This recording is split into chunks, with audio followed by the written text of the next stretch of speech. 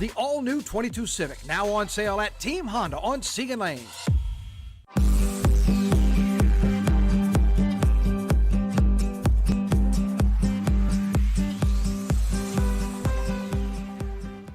It is Friday Eve. We're so close. We've made it thus far. Yeah, we have. One more day to go. That's right. That's right. Yes. Here's the thing, though. As you know, Mondays at like 4:30, we start looking forward to the weekend, Always. right? And just ready to skip through. Don't skip today. Oh, Because no. we've been talking about today and what it was going to bring. Oh, all right, there's a beautiful shot from Port Allen across the river to downtown Baton Rouge. You even have a tugboat? This looks cool and actually kind of feels cool. That's it, and that's why you may have walked out and noticed it was beautiful. Right. Starting out the day, at least when we woke up, it was in the upper mid-60s. And I tell you what, dare I say it, a hint of fall. Yep. It felt a little bit like that for a hot second. And when you look at the hour-by-hour temperature, Matt, I mean, that's still pretty stunning for summertime. Oh, yeah. Peak summer. No, absolutely. In Louisiana. Look at the noon, 85, and all the time at noon, we talk about, you're already going to be hitting the 90s at this point, so every degree matters for us, and certainly when you get into the 60s. Steve Camperano was telling us this morning, first time we've been in the 60s since like mid-June. Yeah, which is wild. Which is really crazy. Yeah. I literally got in the car this morning, started it up, it tells me the temperature, I'm like, you're lying. Liar! Steve had told us this was coming, and it was kind of nice. Did. Every degree matters, and a 66 or a 67, much better than like a 75 waking up at, Precisely. Yeah, absolutely. And the other great thing about this forecast, look at all those zeros.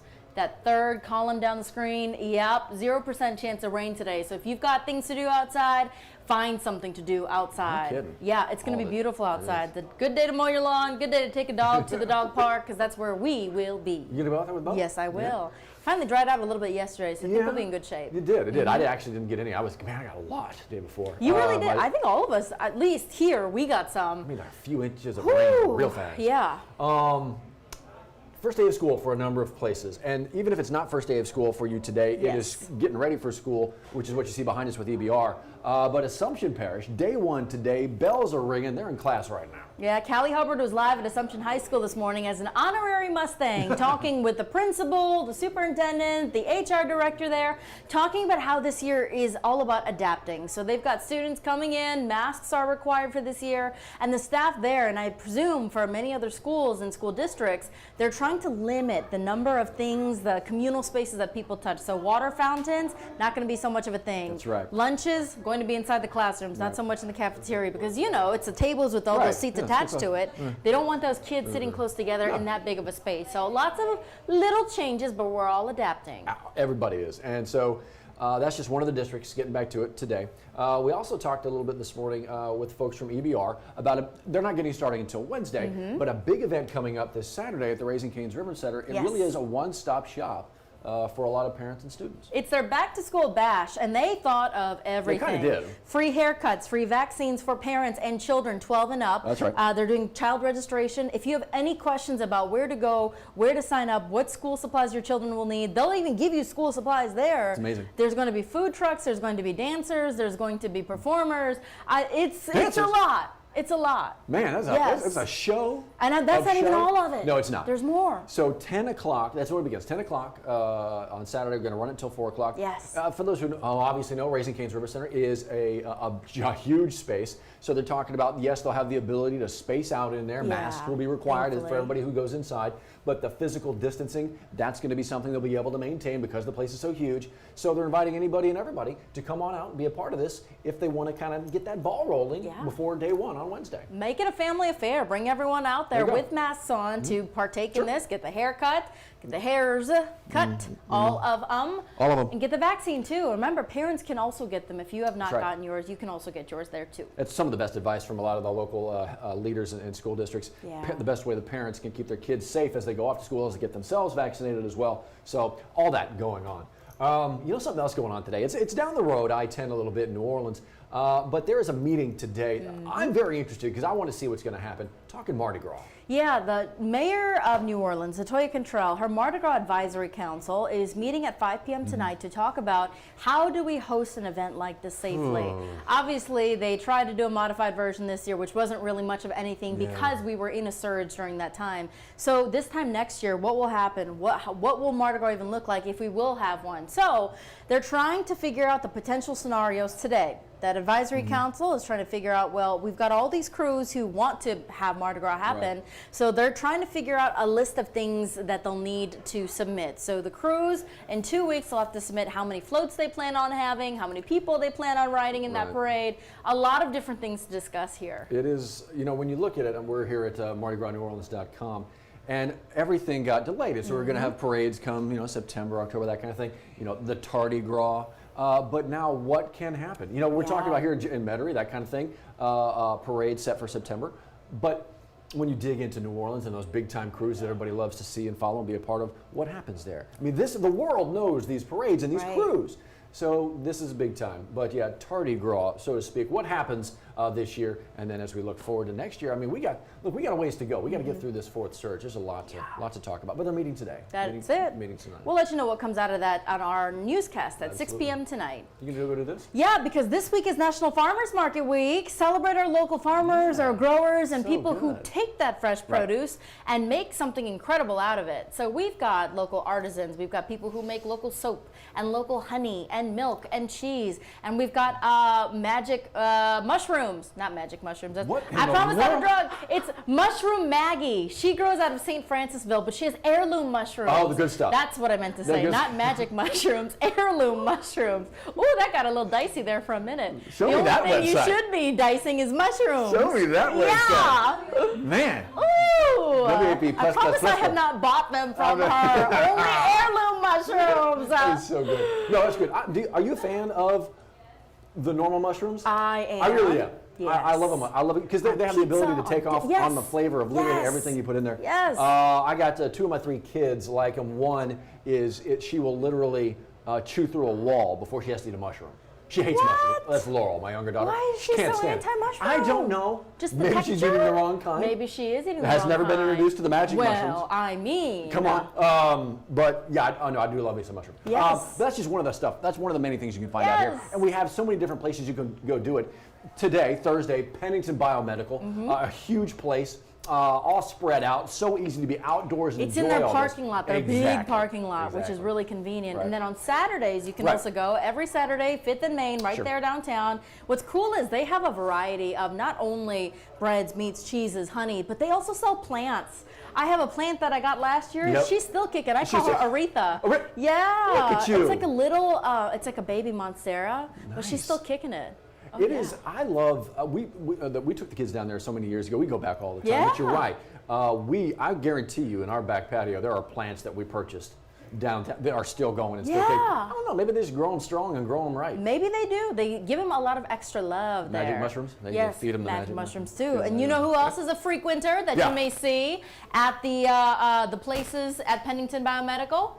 Look at these little cuties. So let's explain who this is. This is so awesome. The baby is Greg Merriweather's son, Jack. What up, Jack? The people holding Jack is Graham Alkin's parents. How sweet is that? Those two, Graham's parents, are just like 2 of the happiest people on planet Earth. And to see them out and kind of running around is so fantastic. Love when Graham is able to come back to our part of the world. Working up in Omaha right now for our parent company, Gray. But to be able to see them and then to see Jack out there, see the Merriweathers out there, that's just a lot of love. That's a lot of smiling. But the ability to go out there and be a part of that. And supporting our local farmers too, because they've had a rough go of it this last year. They really have. So if you can go out there, buy some fresh produce, and you know it is fresh when you go out there. I bought some strawberries a couple weeks ago, and I tell you what, it is a good place to get anything that you just want to snack on while walking around too. It's dangerous, I tell you. I know, exactly right. I'm just eating everything. And you know, one of the great things about those who produce local honey is you get, if it's local honey, I mean, you probably know this, it's local honey. These are bees sourcing flowers and pollen in our area. And some of the science behind that is it can help you with the local allergies because you get to build that up. So if you're buying local, it's only going to help them. Can potentially help you. I mean, that's all we do. It's a good reminder. All sorts of allergies in my house. So yeah, great opportunity. Go celebrate National Farmers Market Week. There you go. Something else we're celebrating? Man. Look, we know. Is that my photo? Whoa, is it? It looks like it. I think that's my photo. So Matt has this uncanny way of perceiving. Yeah. He takes the most magical photos of sunsets, sunrises, and the moon. He's really good at that. I just noticed this. Yeah. I really do think that is my photo. I think it is because you've shared that, and I'm like, wait a minute. I think you've made it your cover photo on Facebook also. You know what? Yeah, I think so. I was going to look it up. I Well, literally just.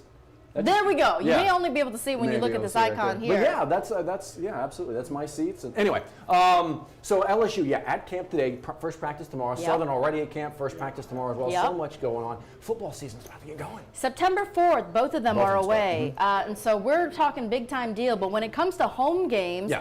LSU came out yesterday saying that they do not plan on making any restrictions. Right there. Again, we're talking about an open air stadium, so Right. they're not considering those restrictions at this point in time. Right. So fans, our Lester Dewey caught up with some fans yesterday and said, look, this is great, no restrictions. If I don't feel comfortable, I have the ability to say, I don't want to go. Right. Right. So, does that change as these numbers continue? We'll see. We're still more than a month, about 5 weeks out from first home game here. Talked with the folks over on the Bluff as well. Roman Banks, the athletic director. They are working on their game plan as well. Yep. They are looking at the same numbers we all are. Very flexible, very fluid, and of course we all have to be right now. That's it. We're continuing to watch these case numbers day by day. And of course, the next update from LDH should come out around noon today over the last Right. 24 hours. So we're really just kind of taking it day by day. All of us. That's Hey, it's Thursday, so we're going to do a little bit of extra on the YouTubes. Yes, we are. What are we talking about? Yeah, we're talking about all the nuances of going back to school. It's a lot. There's is. a lot of changes depending on where you live Yep. to. We're talking about all the different parishes. And if you want to weigh in on it, if you have any questions to ask, if you want to talk about, look, I'm a parent, I'm a little nervous. This is the time to tell us. Hello, yeah, right here. That's why we're going on YouTube, so we need you to hop on over to youtube.com/WAFB9. That is the website where you can tell us exactly what you're feeling, what you're thinking for this new school year. So in the meantime, that does it for us here on the WAFB Plus. I think so. So Yes. stay where you are on the YouTubes. We'll be right back with you. For those on the Plus, we'll see you again in about 24 hours, and of course the big show at noon That's on the it. Mothership. That is it. Y'all be well. See you tomorrow.